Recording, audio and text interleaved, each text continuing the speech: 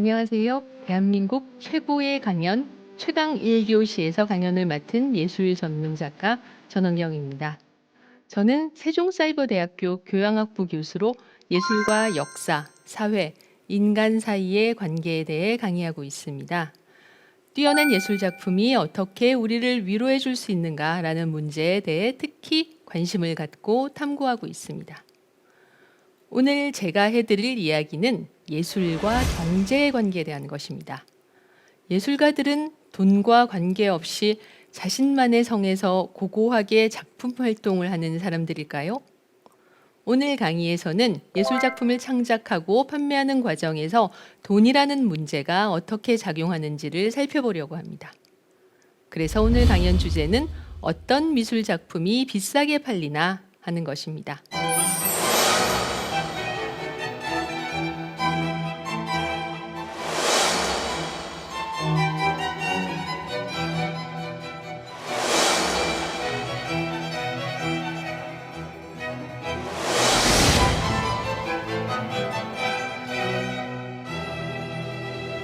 자, 여러분들이 지금 보고 계신 그림, 환전상과 그의 아내라는 작품입니다. 남편인 환전상이 돈을 세고 있고 그의 아내인 여성이 그런 남편의 작업을 바라보고 있는데 이 아내의 표정은 좀 이상할 정도로 열의가 없게 보이죠. 이런 스타일의 그림들이 근대 이전의 화가들의 작품에서 돈을 다룰 때 나타나는 대표적인 스타일인 것 같아요. 왜냐하면 성경에서는 부자가 되는 것, 돈을 모으는 행위에 대해서 그렇게 긍정적인 시각을 갖고 있지 않습니다. 성경에는 부자가 천국에 가는 것은 낙타가 바늘구멍에 들어가는 것보다 더 어렵다라는 구절이 있죠. 그러니까 이 기독교적 사고방식과 가치관이 절대적으로 자리하고 있었던 근대 이전의 유럽에서는 이런 기독교적 가치관에 반하는 그림이 그려질 수 없었습니다. 16세기 초반의 플랑드레에서 그려진 퀸텐 마시스의 환전상과 그의 아내에서 이 부부는 자신들의 초상을 그리되 그리고 자신들의 직업을 그림 속에 보여주되 이 직업을 가지고 있지만 그것보다 신앙생활을 더 열심히 한다라는 식의 메시지가 담기기를 원했을 겁니다. 그녀가 넘기고 있는 책은 기도서입니다. 그리고 그녀의 시선, 남편의 직업을 바라보는 시선이 그닥 열의가 없는 것도 그녀의 기도서에서 우리가 그 이유를 유추해 볼 수가 있습니다. 한마디로 이 부부는 직업보다는 신앙생활을 훨씬 더 열심히 하고 있다라는 이야기를 하고 있는 것이죠. 자, 이러면은 조금 곤란한 부분이 있습니다. 그러면 실제로 부자들이 돈을 많이 번 사람들이 자신의 초상을 그릴 때는 어떻게 하나요? 특히 플랑드르라고 부르는 오늘날의 벨기에 네덜란드 지역에는 무역을 통해서 큰 돈을 번 상인 계급들이 많았습니다. 그런 상인 계급들은 자신의 초상화를 그리는 것을 좋아했는데 이 초상화 제작에서 발군의 실력을 보인 인물이 바로 네덜란드의 화가 렘브란트입니다. 렘브란트가 20대 후반에 그린 이 모피상인 리츠의 초상이라는 작품에 등장하는 주인공은 정말로 모피를 팔아서 특히 러시아 쪽의 모피를 팔아서 큰 돈을 번 상인입니다. 이 그림을 그릴 당시에 상인의 나이는 60이 넘었습니다. 그리고 그림은 대단히 좋은 나무 패널에 그려졌습니다. 자, 그림 속의 인물을 보시면 모피로 만든 모자를 쓰고 있고 외투에도 고급 모피가 달려 있습니다. 자세히 보시면 이 앞섭에 모피에서 정전기가 일어나서 모피털이 차르륵 올라가 있는 모습을 볼 수 있는데 정말로 미세한 모피, 그러니까 양질의 모피니까 이런 식의 정전기가 일어났겠죠. 하지만 리츠라는 인물의 얼굴을 보면 그는 좀 지금 피곤해 보여요. 눈은 충혈되어 있고 양미간에 주름이 잡혀 있습니다. 그리고 그림을 보는 이들에게 무언가를 내밀고 있는데 이것은 인보이스 송장입니다. 그 인보이스를 내밀고 있는 상인의 엄지손가락을 보시면 일반적인 사람의 손가락치고는 상당히 두툼한 뭉툭해져 있는 손가락입니다. 한마디로 이 인물은 평생 동안 손가락의 모양이 변형될 정도로 열심히 일을 한 인물입니다. 그렇게 해서 큰 돈을 벌었죠. 그러나 큰 돈을 번 지금까지도 그는 열심히 일을 하고 있습니다. 지금 눈이 빨갛게 충혈된 것, 양미간을 찌푸리고 있는 것은 그가 아마 납기를 맞추기 위해서 밤새워 일을 했다라는 의미일 겁니다. 이렇게 밤새워 일을 해서 그는 약속받은 모피 물품을 다 배에 실었습니다. 그리고 모든 물품의 선적을 마쳤다라는 뜻으로 보는 이에게 인보이스를 내밀고 있는 겁니다. 한마디로 렘브란트는 이 상인의 그림에서 그가 부자인 것을 보여주되 결코 사치하거나 나태하거나 돈을 허투루 쓰는 인물이 아니다라는 점을 보여주고 있습니다. 자, 여기서 우리는 하나의 중요한 힌트를 얻을 수가 있습니다. 과거의 예술가들이 그림에 돈이라던가 부자라는 존재를 그리지 않으려 했던 것은 사실이지만, 그러나 예술가를 움직이는데 예술작품을 창작하는데 가장 중요한 요소 중에 하나가 자본이라는 점입니다. 당장 이 모피상인 리츠의 초상만 해도 이 리츠라는 부유한 인물이 렘브란트에게 초상을 청탁하지 않았다면 이 그림은 그려지지 않았겠죠. 그리고 당연히 그 초상에 대한 대가로 이 상인은 렘브란트라는 화가에게 적지 않은 돈을 지불했을 겁니다. 이런 식으로 예술과 자본은 과거부터 뗄래야 뗄 수 없는 밀접한 관계에 있었습니다. 그리고 현대 사회에 들어서 이 예술과 자본 사이의 관계는 더욱 가까워지고 있는 것 같습니다.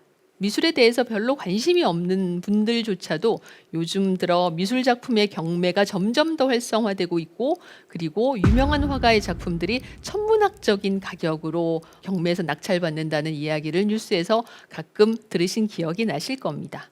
이런 미술 작품 경매 열풍은 사실 그닥 오래되지 않았습니다.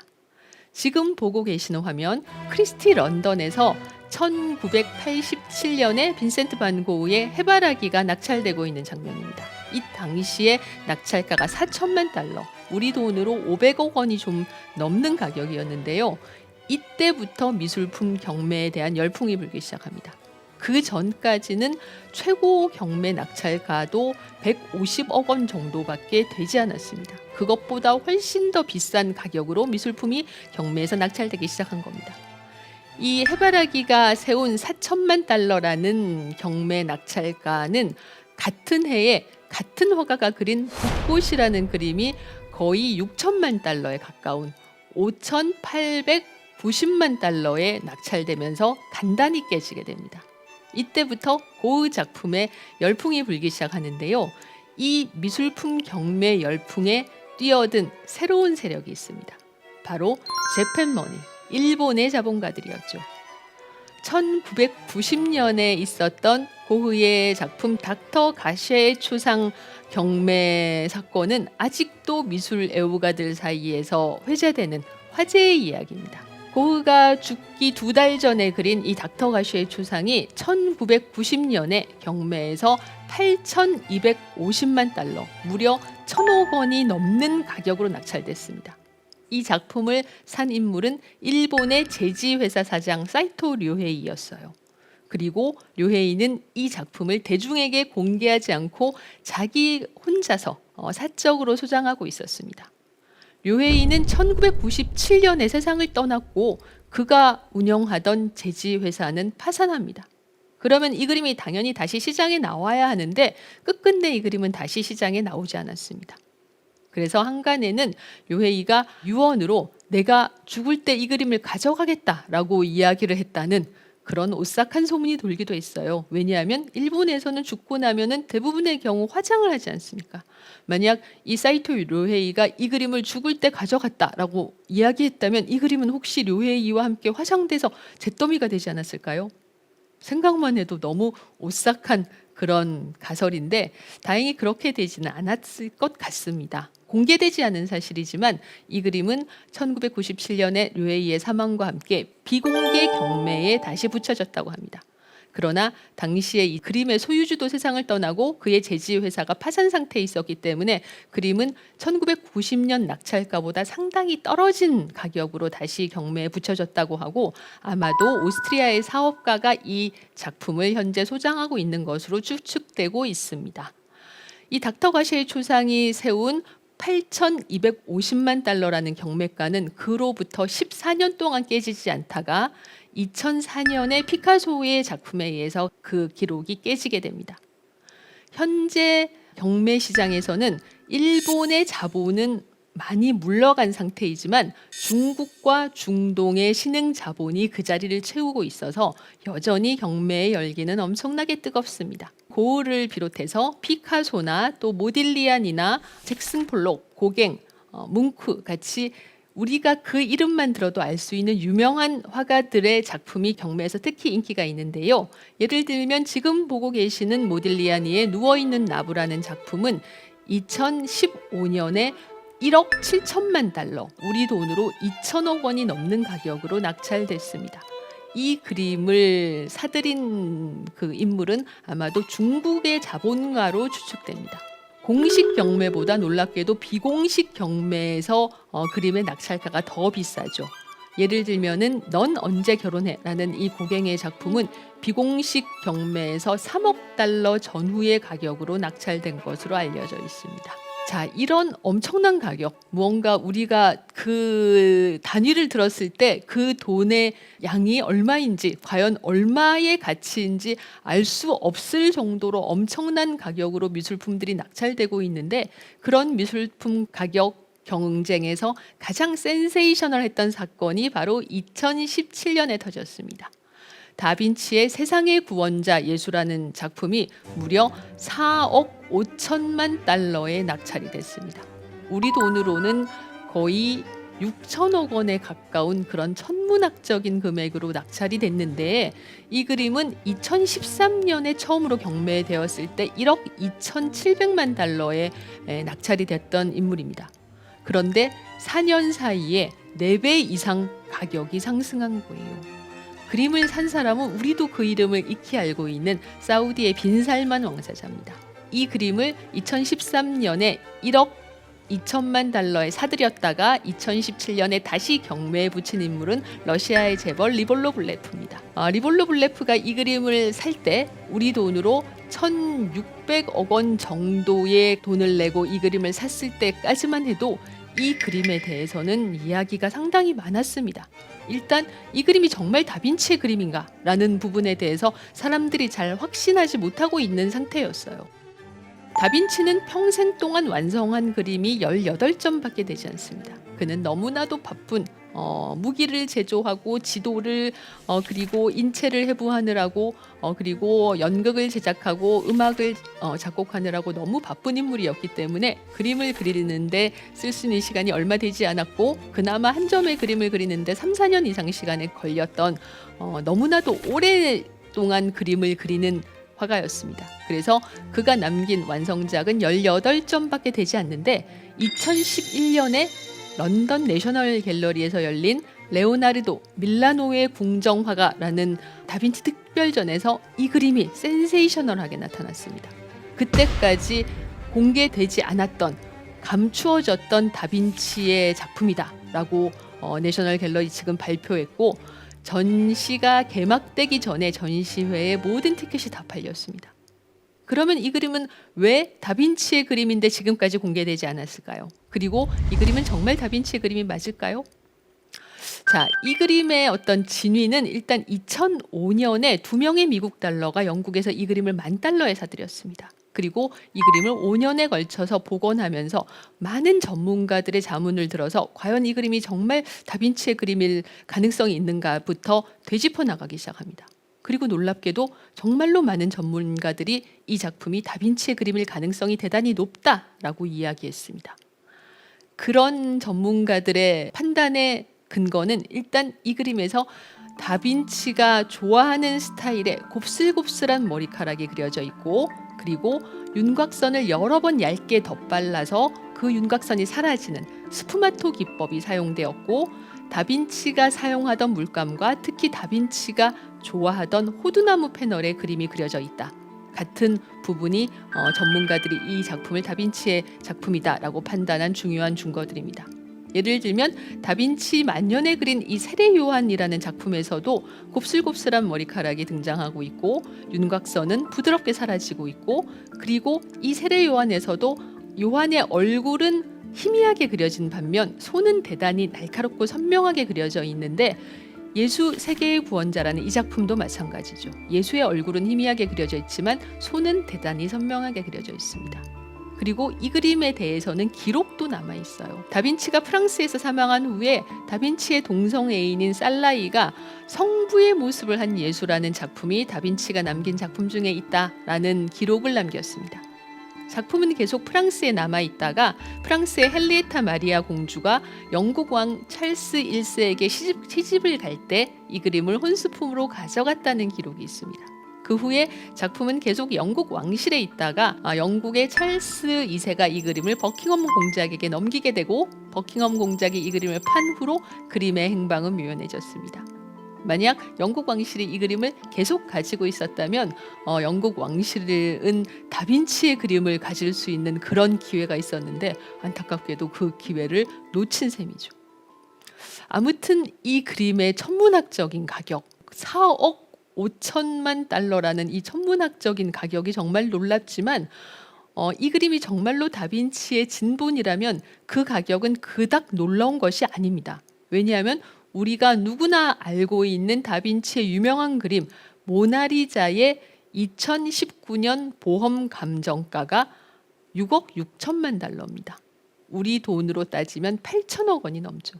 물론 프랑스 정부는 누군가가 그 돈을 낸다고 해도 이 작품을 팔지 않을 게 분명합니다. 아무튼 모나리자의 감정가가 그 정도라면, 그러니까 6억 달러가 넘는다면 다빈치가 그린 또 한 장의 그림 세상의 구원자 예수가 4억 5천만 달러라고 해도 그리 터무니없는 가격은 아닌 셈입니다. 그러나 아직 이 문제는 끝난 게 아닙니다. 어떤 전문가들은 이 세상의 구원자 예수가 다빈치가 그린 그림이라기보다는 다빈치 공방에서 그의 제자들에 의해서 그려졌다라는 주장을 하고 있는 사람들도 있습니다. 예를 들면 이런 그림들이 다빈치 공방에서 그려진 그림들입니다. 만약 다빈치 공방에서 세상의 구원자 예수가 그려졌다는 것이 확실하게 밝혀지면 그림의 가격은 지금보다 거의 10분의 1 이하로 떨어질 것이 분명합니다. 아무튼 2013년에 최초의 세상의 구원자 예수 경매에서 러시아의 리볼로 블레프가 이 그림을 한화로 1,600억 원 정도 주고 샀을 때도 그런 이야기가 있었습니다. 만약 이 그림이 다빈치 공방에서 그려졌다면 이 그림의 가격은 가치는 그 10분의 1은 150억 원도 되지 않는다라는 이야기가 있었습니다. 그런 설왕설래에도 불구하고 리볼로 블레프는 이 그림을 샀고 4년 후에 빈살만 왕세자에게 이 그림을 넘기면서 253%의 수익을 올렸습니다. 그렇다면 미술품의 투자 가치는 정말 확실한 셈이죠. 빈살만 왕세자는 애당초 이 그림을 살 때 루브르의 아부다비 분관에 이 세상의 구원자 예수를 공개하기로 했지만 아직까지 이 그림은 대중에게 공개되지 않고 있습니다. 자, 이런 천문학적인 가격으로 다빈치의 그림 가격이 매겨지는 것은 사실 어찌 보면 이해가 가는 부분입니다. 왜냐하면 다빈치는 오래전에 사망했습니다. 그러니까 다빈치가 더 이상 그림을 그릴 수 없죠. 그리고 아까 말씀드린 대로 다빈치라는 화가가 남긴 그림 자체가 굉장히 그 수가 적기 때문에 더더욱 희소 가치가 높아질 수 있습니다. 이미 세상을 떠난 화가의 그림, 그리고 그 그림의 수가 적은 화가일수록 화가의 작품의 가치는, 경매 가치는 높아질 수밖에 없습니다. 그러나 여기서 하나 예외가 있죠. 바로 경매 시장에서 늘 환영받는 화가 파블로 피카소입니다. 피카소는 평생 3만 점 이상의 그림을 그렸습니다. 그가 그린 그림의 전작의 도록이 아직까지 만들어지지 않을 정도로 많은 수의 그림을 그렸는데 이 피카소의 알제의 여인들이라는 작품이 1억 7,900만 달러에 낙찰됐습니다. 그렇다면은 피카소의 작품들은 그렇게나 수가 많은데 왜 비싼 걸까요? 피카소의 작품은 소더비나 크리스티 같은 유명한 경매장에서 늘 환영받는 작품입니다. 피카소의 작품 중에 가장 비싼 가격으로 팔린 알제의 여인들은 피카소의 완전한 오리지널이 아니라 들라크루아가 그린 이 알제의 여인들이라는 19세기 작품을 보고 피카소가 영감을 받아서 그린 그림입니다. 알제의 여인들을 피카소는 여러 점 그렸는데 경매에서 낙찰된 이 1955년 알제의 여인들은 그 중에서 O 버전이라고 합니다. 알파벳으로 A, B, C, D, E, F, G가 있으면 그 중에 O 버전이니까 상당히 많은 알제의 여인들을 그렸다는 점을 알 수가 있습니다. 경매에 나온 피카소의 그림들 중에서 지금까지 1억 달러를 넘긴 작품은 모두 5점이고 그중에 최고가가 이 알제의 여인들입니다. 그렇다면 제가 여기서 질문을 하나 하겠습니다. 그러면 이 알제의 여인들이 피카소가 그린 3만 점의 그림들 중에서 가장 예술적 가치가 높은 작품일까요? 그건 아닌 것 같습니다. 여러 피카소의 작품들이 있지만 피카소의 작품들 중에서 가장 높은 예술적 가치를 인정받는 작품들은 대개 이 아비뇽의 여인들을 그림으로써 입체파의 시작을 알린 1907년부터 독일 공군의 민간인 폭격에 항의해서 피카소가 7주 만에 그렸다는 대작 게르니카 사이에 있을 겁니다. 대강 잡아도 30년입니다. 아니면 그것보다 조금 더 넓게 잡으면 입체파를 시작하기 전에 피카소가 청색시대 또는 장미시대에 그렸던 1900년대 초반의 그림들도 포함될 수 있겠죠. 그리고 이 아비뇽의 여인들을 통해서 피카소는 그때까지 미술에서 가장 중요한 원칙이었던 대상을 사물의 모습을 똑같이 모사한다 라던가 아니면 원근법 같은 큰 것은 가까이 있는 것은 크게 멀리 있는 것은 작게 그린다 라던가 아니면 구상의 원칙 같은 것을 모두 무시하고 화가 개인의 주관이 객관적인 어떤 사실보다 훨씬 더 중요하며 또 화가의 개인적인 그리고 주관적인 시선을 통해서 대상의 구체적인 모습을 무너뜨리고 재창조하는 현대 미술의 새로운 장을 열었습니다. 이때부터 천재 피카소의 눈부신 활동이 시작됩니다. 그러니까 피카소라는 인물은 자신의 천재성을 거의 30년이나 40년 이상 발휘한 그야말로 전무후무한 인물인 것은 확실하죠. 그러나 알제의 여인들을 그릴 때를 생각해보면 1955년의 피카소는 아무리 생각해도 그 전성기를 지난 후의 인물입니다. 그리고 이때쯤 되면 우리는 피카소 개개인의 작품보다 피카소라는 개인에 대해서 훨씬 더 많이 궁금해하고 훨씬 더 많이 알게 된 시점이었던 것 같아요. 말하자면 피카소는 이때쯤 되면 화가이자 동시에 셀레브리티였습니다. 우리는 20세기의 많은 화가들의 이름을 알고 있지만 그래도 20세기를 대표하는 화가라고 하면 가장 먼저 떠오르는 인물은 피카소일 겁니다. 피카소가 구상의 세계를 해체해서 추상이라는 새로운 세계를 만들었을 때 유럽의 컬렉터들보다는 러시아나 미국의 컬렉터들이 그의 그림에 더 열광했습니다. 그리고 그의 그림이 너무나도 혁명적이기 때문에 우리는 지금도 잘 알지 못하는 그림, 무언가 알쏭달쏭한 그림을 보면 이 그림은 피카소의 그림 같군 이라고 이야기합니다. 한마디로 그는 새로운 화가, 혁신의 대명사, 현대 미술의 대표와도 같은 인물입니다. 그리고 그의 작품들은 정말로 그 수가 많고 그리고 소더비나 크리스티 같은 대표적인 딜러들이 그의 그림을 사고 팝니다. 그러면 피카소는 말하자면 주식시장의 우량주 같은 존재인 거예요. 그림을 샀다가 나중에 더 비싼 가격으로 팔 수 있으려면 그림의 수가 적은 것보다는 많은 것이 차라리 유리합니다. 그리고 소더비나 크리스티 같은 큰 화제를 불러일으킬 수 있는 딜러의 경매장에서 팔 수 있는 그림들입니다. 피카소라는 이름은 너무나도 유명하기 때문에 그 누구도 그 이름의 가치에 대해서는 의문을 제기하지 않습니다. 실제로 2002년에 뉴욕대 경영대학원의 두 교수가 메이와 모제스라는 두 교수가 1875년부터 2002년까지 경매에 붙여진 10,000점 이상의 그림들의 가격을 분석해서 한 점의 작품을 사고 팔 때 그 작품의 컬렉터가 얼마나 많은 이익을 얻을 수 있는지를 계산해 봤습니다. 피카소의 그림은 연 9%의 수익을 올릴 수 있다고 해요. 그리고 이 메이 모제스 지수가 2002년에 만들어졌으니까 그 이후로 피카소의 작품에 대한 경매 열풍이 붙었기 때문에 아마 그 지수는 지금 2002년보다 훨씬 더 상승했을 겁니다. 결과적으로 피카소의 작품이 1,000억 원 이상의 가치를 갖고 있고 또 1억 달러 이상으로 낙찰되고 이런 것은 이 작품의 예술적 가치 못지않게 이 작품의 투자 가치의 부호들이 자신의 주머니를 열었다라고 볼 수 있는 것이죠. 그렇다면은 지금처럼 현대에 들어서 미술품의 가치가 이렇게 예술적 가치 못지않게 투자 가치에 사람들이 주목하던 때보다 훨씬 옛날 과거에는 미술 작품의 가격은 어떠했을까요? 과거에는 미술 작품들이 훨씬 쌌을까요? 자, 이런 질문을 한번 해봅시다. 자, 미술품을 한 점의 그림을 완성시키는 데는 그 작품의 재료비가 필요하고, 그리고 두 번째로 화가의 노력에 주는 공임이 필요합니다. 과거에는 이 두 재료비와 공임 중에서 지금은 공임이 훨씬 비쌀 겁니다. 그러나 과거에는 화가의 수고비인 공임보다 재료비가 훨씬 더 비쌌습니다. 왜냐하면 과거에는 모든 미술품을 창작하기 위한 재료, 일단 나무판부터가 질이 좋은 나무를 구해서 도제들이 여러 번 깎고 미츠를 하면서 평평한 나무판을 만들어야 했습니다.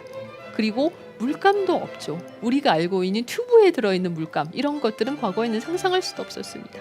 모든 물감은 다 원료를 구해서 그 원료를 갈아서 만들어야 하는 것이었어요. 그러니까 그 원료를 구하는 것 자체가 대단히 힘들고 그 원료 자체가 비싼 경우도 많았습니다. 이런 이유로 재료비가 비쌌기 때문에 과거에도 우리가 생각하는 것보다 그림값은 결코 싸지는 않았습니다. 쌀 수가 없었죠. 자, 그러면 비싼 재료는 뭐가 있을까요? 지금 보고 계시는 조토의 페루지아 성당 재단화에서 이 작품의 성인들의 뒷배경은 무엇으로 메워져 있습니까? 이것은 바로 금입니다. 진짜로 금이에요. 우리가 목걸이나 반지를 만드는 그 귀금속인 금입니다. 그러면 금이 녹아서 이렇게 칠을 했을까요? 그렇진 않습니다. 금은 금속이기 때문에 아무리 온도를 올려도 녹지는 않아요. 대신 금은 무한정 얇게 펴지는 성질을 가지고 있습니다. 그러니까 우리가 귀금속을 만들어서 정교하게 세공을 해서 목걸이도 만들고 팔찌나 반지도 만들 수 있는 거겠죠. 과거의 화가들은 금화를 계속 두드려서 얇게 폈습니다. 지금의 종이보다 우리가 쓰고 있는 티슈 정도의 두께까지 아주 얇게 편 다음에 목판 위에다가 기름을 바른 진흙을 발랐습니다. 그래서 이런 점성이 있는 흙 위에 얇게 펴진 금박을 붙이고 살살살살 문질러서 주름을 폈습니다. 너무 얇게 펴진 금이기 때문에 문지를 때 세게 문지르면 찢어질 위험이 있습니다. 그래서 조약돌 같은 무른 돌이나 아니면 개의 이빨을 써서 문질렀다고 합니다. 이렇게 해서 금이라는 진짜 귀금속이 재료로 들어갔으니까 그림은 당연히 비쌌겠죠. 그러면 왜 금을 재료로 한 그림을 화가들이 그렸나 하면 이 중세의 그림은 절대 다수가 성당에 걸려있는 성화들입니다. 성당은 어두컴컴하겠죠. 그 어두컴컴한 공간에 들어갔을 때 진짜 귀금속인 금이 발려져 있는 그림은 반짝반짝 빛이 났을 겁니다. 그리고 보는 이로 하여금 순간적으로 황홀경에 빠져들게 하면서 자신이 있었던, 지금까지 좀 전까지 있었던 일상의 공간이 아닌 비일상적인 공간, 거의 천국과 가까운 공간에 들어왔다라는 느낌을 갖게 할 겁니다. 그렇다면 이 그림을 통해서 사람들이 천국으로 상승하는 듯한 황홀감을 맛볼 수 있을 테니 종교화인 이 그림의 어떤 의의가 충분하다고 볼 수가 있겠죠. 화가들은 단순히 금을 얇게 펴서 붙이는 정도에서 그치지 않고 그 금에다가 여러 가지 무늬를 넣기도 했습니다. 이런 무늬를 넣는 방법을 스크라피토라고 부르는데, 이런 정교한 세공이 가능한 것 역시 금이라는 금속의 특징이겠죠. 자, 지금 보시는 수태고지 같은 경우는 지금 배경이 전부 금으로 메워져 있습니다. 이런 그림들은 당연히 재료비 자체가 비쌌기 때문에 화가의 공임보다 그 그림의 재료비가 더 비쌌습니다. 그러나 시간이 흐르면서 화가들은 그림의 배경을 금으로 메꾸지 않고 세세하게 그리기 시작합니다. 자, 이렇게 배경을 그리면 어떻게 될까요? 배경을 그리면서 화가의 실력 차이가 등장하기 시작합니다. 이렇게 되면은 그림을 잘 그리는 화가와 못 그리는 화가가 구분이 되고, 그런 경우 잘 그리는 화가가 더 높은 공임을 받게 되겠죠. 그리고 또 이 로베르 깡뺑의 수태고지에서 재미있는 것은 왼편에 지금 이 그림을 그리도록 화가에게 청탁해서 그 그림을 교회에 기증한 기증자 부부의 얼굴이 보입니다. 이렇게 함으로써 미술과 자본이 만나는 지점이 생겨납니다. 자, 이 그림을 화가에게 그리도록 청탁한 부부는 당연히 부자겠죠. 부자는 천국에 들어가기 어렵습니다. 그러면 이 부부들은 이 그림을 교회에 기증함으로써 자신들이 부자지만 돈을 이렇게 아낌없이 교회를 위해서 쓰니까 천국에 갈 수 있는 그런 가능성이 더 높아질 거다라고 생각을 했을 것 같아요. 실제로 메디치가가 자신들이 후원하는 화가 보티첼리에게 청탁해서 그리게 한 이 동방박사의 경배라는 그림에서는 예수와 마리아보다도 그들에게 경배하는 사람들 동방박사가 더 크게 그려져 있습니다.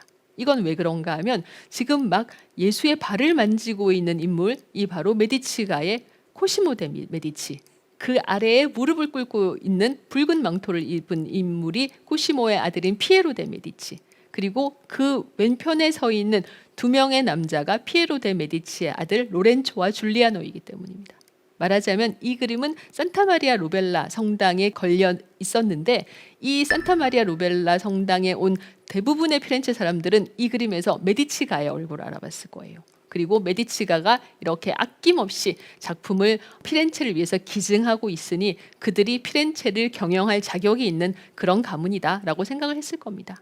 실제로 1400년대 후반에 메디치가가 피렌체시를 위해서 기증한 미술이나 조각이나 건축의 가치는 다 합쳐서 현재의 가치로 6천억 원 정도가 된다고 합니다. 이런 식의 미술작품 기증 문화사업을 통해서 메디치가는 자신들의 지배자로서의 위치를 공고하게 하고, 그리고 또 동시에 아까 말씀드린 것처럼 본인들이 부자지만 천국에 갈 자격이 충분하다라는 것을 사람들에게, 그리고 자기 자신들에게도 확신하게끔 만들었겠죠. 자, 시간이 흐르면서 지금 이제 다빈치의 그림, 역시 메디치가의 후원을 받았던 다빈치의 그림 같은 경우는 원근법을 사용해서 정교하게 그린 배경이 등장합니다. 가까이 있는 나무들은 크고 선명하게, 멀리 있는 나무들은 희미하고 작게 그려졌습니다. 이런 식으로 화가의 솜씨가 그림에 점점 더 드러나면서 공임의 비율이 점점 더 올라갑니다. 보티첼리가 화가로서는 처음으로 제로비와 공임에서 공임을 50%까지 올려받은 화가라고 하죠. 그 후의 화가들 미켈란젤로나 다빈치나 라파엘로나 티치아노 같은 경우는 공임이 더 올라가게 됩니다. 아무튼 중세 시대에 사용되었던 기법, 이 금을 사용해서 그림의 배경을 채우는 화법은 르네상스의 시작과 함께 사라졌다가 20세기 초반 들어서 오스트리아의 화가 구스타프 클림트의 그림에서 한번 되살아나기도 하죠. 왜냐하면 클림트의 아버지가 보헤미아에서 전통적인 방식으로 금세공을 배운 장인이었기 때문에 클림트는 아버지의 작업을 통해서 금을 사용하는 방법을 잘 알고 있었다고 합니다. 근대에 들어와도 여전히 예술과 자본과의 관계는 밀접했습니다. 우리가 알고 있는 인상파 화가들의 작품을 세상에 알린 인물이 바로 화상을 경영했던 폴 듀랑 류엘이라는 인물이죠. 이 폴 듀랑 류엘은 인상파 화가들, 모네나 마네나 르누아르 같은 화가들의 그림들을 대량으로 사들였습니다. 그때까지만 해도 1870년대의 일인데, 이때까지만 해도 인상파 화가들의 작품은 시장에서 거의 인정을 받지 못했지만 듀랑 류엘은 이들 그림에서 새로운 가능성을 봤죠. 그리고 이 작품들을 특히 미국에 가져가서 팔았습니다.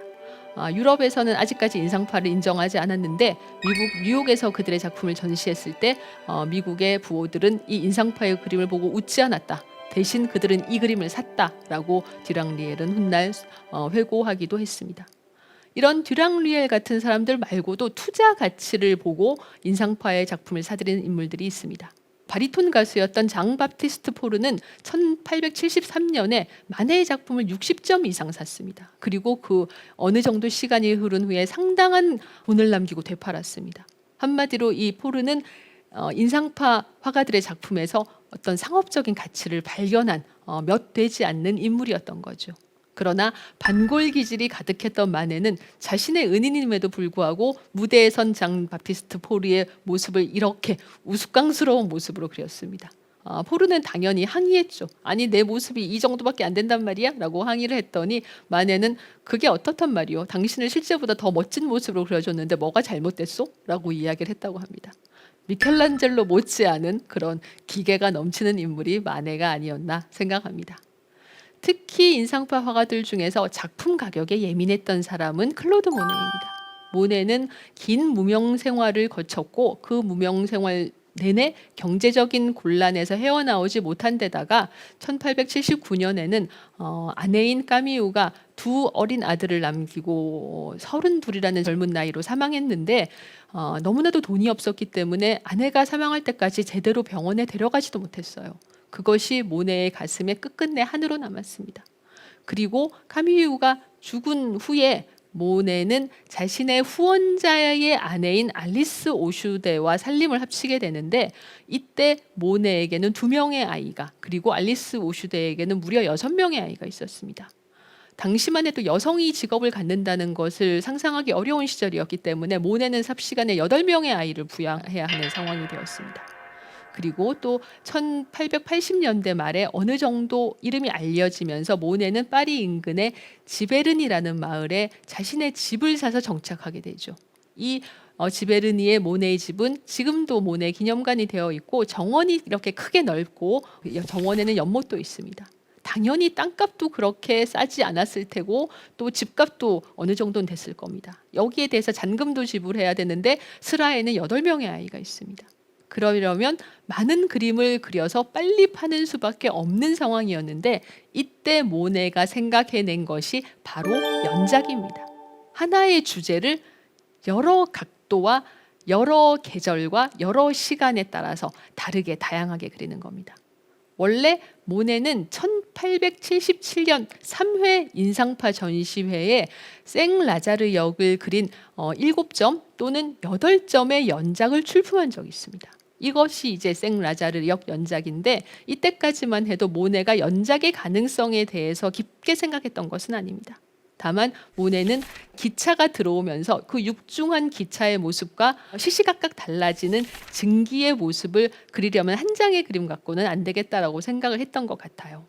그러나 이 초창기의 생라자르 역 연작이 잘 팔렸습니다. 그때 이제 모네는 깨달았죠. 하나의 주제를 가지고 여러 번 그리면 그림을 그릴 때마다 주제를 찾아서, 새로운 주제를 찾아서 헤맬 필요가 없습니다. 그리고 또 그 하나의 주제를 가지고 변화무쌍하게 다르게 그림으로써 모네 자신이 생각한 인상파의 중요한 강령, 시시각각 변화하는 햇빛과 대기를 화폭에 담는다는 인상파의 강령도 실천할 수가 있습니다. 현실적으로 모네는 지베르니에 살았기 때문에 지베르니 인근에서 그림의 소재를 찾아야 했고, 그림의 소재가 그렇게 많지 않았을 것 같아요. 그래서 1890년대부터 모네는 새로운 방법, 연작이라는 기법을 적극적으로 탐구하기 시작합니다. 처음에 연작의 주제로 선택한 것은 논밭에 쌓여 있는 집더미, 노적가리입니다. 어쩌면 이 노적가리를 처음 보신 분들은, 아니 이 노적가리가 그렇게 매력적인 주제가 아닌데 왜 굳이 이렇게 많이 그렸지? 라고 생각을 하실 수도 있어요. 그러나 모네는 여름 아침에 거의 투명하게 빛나는 노적가리, 또 한낮에 짙은 그늘을 들이우는 노적가리, 또는 석양을 받아서 붉게 빛나는 노적가리, 아니면은 가을에 해가 지고 나서 어스름 속에서 희미하게 자신의 모습을 드러내고 있는 노적가리, 또는 눈 온 아침에 눈을 맞은 노적가리, 이렇게 다양한 노적가리를 그림으로써 언뜻 보기에는 별로 매력적이지 않은 이 노적가리라는 주제가 계절과 날씨의 변화에 따라서 얼마나 변화무쌍하게 달라질 수 있느냐를 보여줬습니다. 이 작품은 성공을 거두었습니다. 듀랑 리엘은 노적가리 연작을 장당 3,000프랑에 샀어요. 그러나 노적가리에는 오래 그릴 수 없는 중대한 문제가 있었습니다. 어느 날 아침에 모네가 일어나서 지베르니 집 바깥으로 나가보니까 농부들이 노적가리를 다 실어가 버린 거예요. 삽시간에 그림을 그릴 대상이 없어졌습니다. 당황한 모네는 노적가리 말고 좀 더 오래 한자리에 붙어 있을 수 있는 주제를 택해야 연작을 그릴 수 있겠구나 라고 판단하고 강변에 나가서 포플러를 그렸습니다.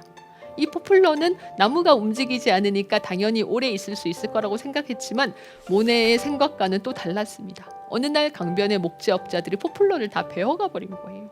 그래서 나무도 움직일 수 있구나 라는 사실을 모네는 깨닫게 됩니다. 이 포플러 연작도 성공을 거두었습니다.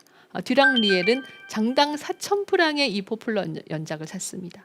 아무튼 나무보다 더 움직이지 않는 것을 그려야 연작으로 오래 그릴 수 있겠다라고 판단하고 모네는 루앙성당을 그리게 됩니다.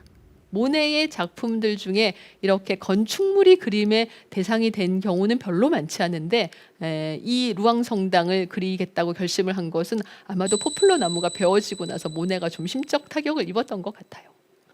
노적가리와 포플러에 이어서 루앙성당이라는 새로운 연작에서 모네는 푸른 안개에 쌓여서 빛나는 루앙성당이나 아니면 색깔을 거의 쓰지 않고 아침의 안개 속에 희미하게 그 모습을 드러내고 있는 루앙성당이나 또는 햇빛 아래서 선명하게 그림자와를 보여주고 있는 루앙성당, 또는 석양을 맞으면서 석양의 황혼의 빛으로 노랗게 빛나는 루앙성당, 흐린 날에 푸르게 그 실루엣을 드러내고 있는 루앙성당 같은 다양한 성당을 그렸습니다. 이 루앙성당은 모네에게 정말로 어려운 과제였지만 한 번은 모네가 아내인 알리스에게 이런 편지를 보냈습니다. 너무나도 이 과제가 힘들어서 하루는 잠이 들었는데 성당이 자기의 위로 무너져 내리더라는 겁니다. 그런데 그 무너져 내리는 순간에도 이 루앙성당의 돌들이 빨갛고 파랗고 노랗게 빛나고 있더라라고 이야기를 했습니다. 아무튼 30점 넘는 루앙성당들이 이렇게 다양하게 그려졌고, 듀랑리엘은 이 작품에 찬사를 보냈습니다. 그리고 작품을 사려고 할 때 놀랍게도 모네는 장당 15,000프랑을 불렀습니다. 듀랑리엘은 깜짝 놀랐죠. 그 전에 2년 전에 포플러 연작을 장당 4,000프랑에 샀는데 그 가격은 못 주겠다라고 이야기를 하니 모네는 놀랍게도 자신과 듀랑리엘 사이에 그런 오랜 어떤 그 관계도 불구하고 몇 점을 다른 화상에게 팔아버렸습니다. 그래서 부랴부랴 듀랑리엘은 장당 12,000프랑의 이 남아있는 루앙성당 연작을 모두 사들이게 되죠. 어찌 보면 모네는 끝까지 계산에 작품 가격에 민감한 사람이었고, 그것은 모네의 초창기에 어려웠던 시절을 생각해 보면 인간적으로 이해가 되는 부분이기도 합니다. 현대에 들어서도 예술과 자본 사이의 관계는 멀어지지 않고 있습니다. 오히려 더 가까워지고 있는 새로운 방법들이 다양하게 등장하고 있죠. 광고의 미술 작품을 사용하면 어떻습니까? 광고에 사용된 미술 작품들은 생각보다 상당히 많이 있습니다. 예를 들면 이런 백화점 광고, 언뜻 보기에는 미술 작품과 아무런 연관이 없어 보이죠. 그러나 이 작품은 자세히 보시면 뉴요커의 모습을 즐겨 그린 에드워드 호퍼의 작품에서 영향을 받아서 만들어진 광고입니다. 똑같지는 않지만 분명히 호퍼의 영향이 있죠. 이런 식으로 미술 작품을 광고로 이용하면 일단 보는 이들에게 고급스러운 느낌을 줄 수 있고, 그리고 다른 광고와 차별화된 그런 새로운 광고를 만들 수가 있습니다. 우리가 알고 있는 것보다 훨씬 더 많은 광고들이 미술 작품을 이용하고 있습니다. 자, 이 작품은 어떤 미술 작품에서 영감을 받았을까요? 너무나도 유명한 다빈치의 최후의 만찬입니다. 이 최후의 만찬에서 가운데 예수를 중심으로 12명의 제자들은 제각기 놀람이라던가 의문이라던가 경악이라던가 죄책감 같은 감정들을 보이고 있는데, 이런 다양한 드라마틱한 효과가 광고에 이용될 가치가 충분합니다. 이런 작품도 마찬가지죠. 다른 예를 하나 볼까요? 그랑드자트 섬의 일요일 오후, 쉐라가 그린 유명한 전묘법으로 완성한 작품입니다. 이 작품이 가지고 있는 독특하고 비현실적인 분위기를 광고에 이용하면 어떻게 될까요? 이런 식으로 탄생합니다. 미국의 한 TV 시리즈의 광고인데, 이 그랑드자트 섬의 일요일 오후가 가지고 있는 세련되고 도회적인 분위기를 묘하게 TV 시리즈와 연관시킨 것을 볼 수가 있습니다. 광고라는 것은 어찌 보면 자본주의의 꽃, 자본주의의 총화입니다. 이런 자본주의의 총화들과 돈과는 큰 상관이 없을 것 같은, 고고하게 자신의 예술 세계를 속에 머물러 있을 것 같은 미술 작품들이 이렇게 잘 어울릴 수 있다라는 것은 상당히 뜻밖이죠. 그리고 현대에 들어오면 아예 적극적으로 상업과 자본과 광고 같은 부분들을 작품의 중요한 한 부분으로 이용하는 팝아트가 등장합니다. 사실 요즘 들어 점점 더 그 팝아트의 인기가 높아지고 있는데, 팝아트의 장점은 우리에게 미술이라는 것이 어렵지 않고 우리가 많이 보고 있는 익숙한 이미지를 가지고도 고급스러운 미술 작품이 창조될 수 있다라는 것을 보여주는 데 있다고 생각합니다.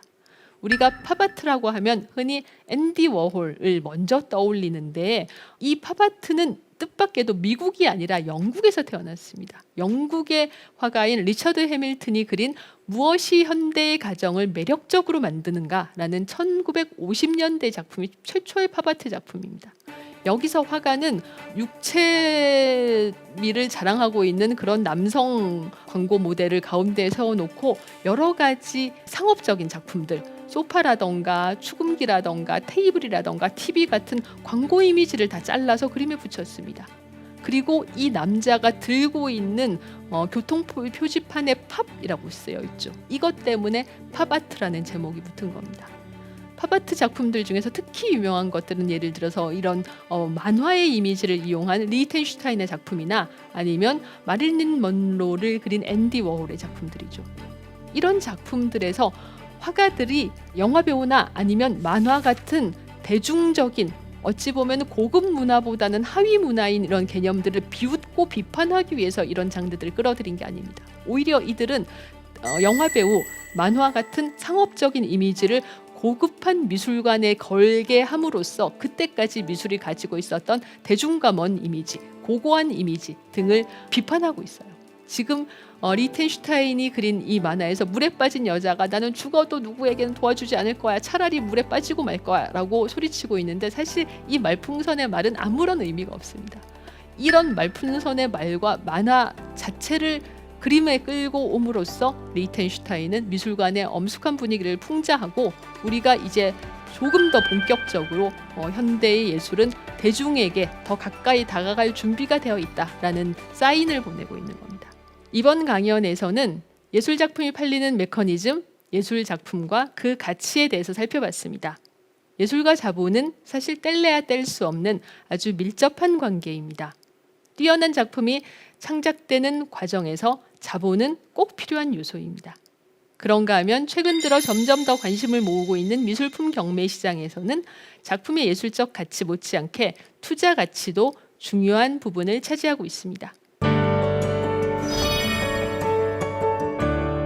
예술도 예술가도 돈이라는 명제에서 자유로울 수는 없다. 과거부터 돈은 예술품이 창작되고 예술이 부흥하는 데 큰 역할을 했습니다. 물론 예술의 창작에는 자본 말고도 수많은 요소들이 더 필요하죠. 그러나 아무리 뛰어난 영감도 왕성한 창작열도 자본의 뒷받침 없이 무한정 지속될 수 없다는 점을 여러 역사적 사례들이 보여주고 있습니다. 현대 사회를 움직이게 만드는 가장 큰 근간은 경제와 자본이며 그 원칙에서 예술 역시 자유로울 수는 없을 겁니다. 지금까지 대한민국 최고의 강연 최강 1교시 전원경이었습니다. 감사합니다.